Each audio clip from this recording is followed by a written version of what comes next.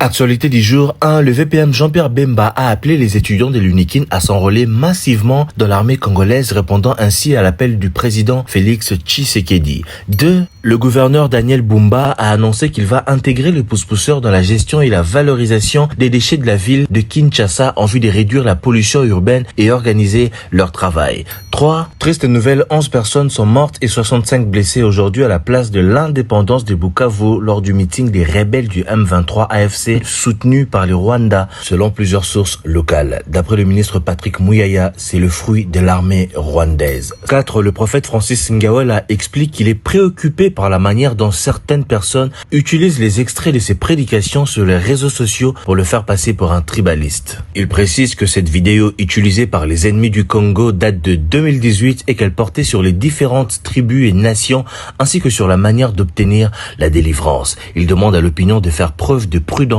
et de ne pas tomber dans le piège de l'ennemi. Par ailleurs, il précise que sa femme est Swahili et que ses enfants le sont également à moitié et qu'il ne se lèverait jamais contre eux. Après Lubumbashi et Likasi, le couvre-feu est désormais appliqué à Kasumbalesa de minuit à 5 heures du matin selon un arrêté du gouverneur du Haut-Katanga signé ce mercredi. Cette mesure vise à lutter contre l'insécurité dans cette ville frontalière. Abonne-toi, c'était ton temps D, ton informateur.